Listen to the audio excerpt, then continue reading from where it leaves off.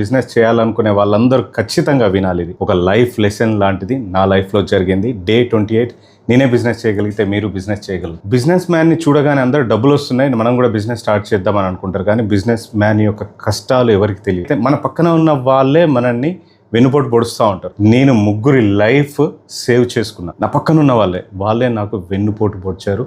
వాళ్ళే నాకు ఎగనెస్ట్గా తిరిగి నాకు ఎగనెస్ట్గా కుట్రలు పడినాయి. చాలా మందితో జరుగుంటాయి. వాళ్ళతో పాటు ఉన్న వాళ్ళే వాళ్ళని మోసం చేయడం, ఇంకా లోపలికి నెక్కాలా తొక్కేయాలా అని చూడడం, వాళ్ళ పైన కుట్రలు పడడం, ఇవన్నీ జరుగుతూ ఉంటాయి. మీ లైఫ్లో కూడా చాలా జరుగుతూ ఉంటాయి. బిజినెస్ వాళ్ళ లైఫ్లో ఇలాంటివి సాధారణం. ఎవరైతే బిజినెస్ చేస్తున్నారో వాళ్ళందరూ డిప్రెషన్లోకి వెళ్ళిపోతారు. సో నేను కూడా చాలా డిప్రెషన్లోకి వెళ్ళిపోయాను. సో బిజినెస్లో ఇలాంటి ఫేస్ అందరికి వస్తుంది. ఇలాంటి ప్రాబ్లమ్ని మనం ఎదుర్కొని ముందుకు వెళ్తే దేవుడు ఇంకో ప్రాబ్లం ఇస్తాడు. అలా ఎదుర్కొని పోయినప్పుడే మనం బండలాగా మారి, గట్టిగా మారి, రియల్ బిజినెస్ మ్యాన్ అవుతాం, స్ట్రాంగ్గా నిలబడతాం.